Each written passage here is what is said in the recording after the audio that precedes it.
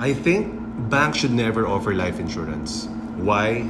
Because it has become a borderline scam when they offer it. Parang nabubudol yung karamihan.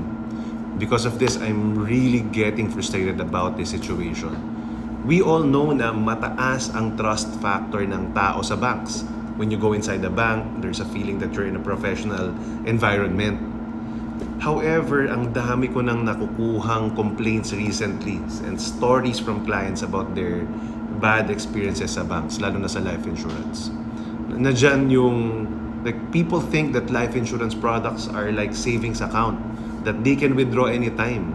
Hindi ata masyadong na-explain yung pros and cons, lalo na yung mga charges, yung fees, that you have to pay when getting an insurance. Siyempre kapag nasa bangka, you're thinking of savings. Hindi mo maiwasan ma-associate ito. Hindi ba? Next, marami nagkukwento that they only plan to open a new account, then they're being offered to get a life insurance instead with the benefit of waiving the maintaining balance. Parang medyo sketchy, no? Now, hindi ito ang purpose ng pagpunta nila sa bank. So they get confused. Most get pressured to buy from the bank assurance agent. Most of them get buyer's remorse. Maaring na-explain naman at napasadahan some of the features, pero in reality, it's not conducive to talk about your financial plan inside the bank. Parang lahat nagmamadali, including clients. Kailangan upuan ito ng maigi sa mas tahimik, sa bahay, sa opisina, coffee shop, etc.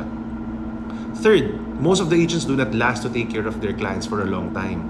Most of them are just there to sell and meet their quota, and not to make being a financial professional a real career for them.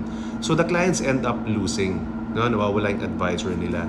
Now, I know that this happens not only in the bank. Even advisors direct to insurance companies like us, kuminsan mali ang explanation or kulang ang explanation or hindi din tumatagal. No, pero the risk is bigger when they're in the bank because of the reputation nga. Now, it's getting tarnished. You can see in the comments, napakadaming frustrated. So what do you think?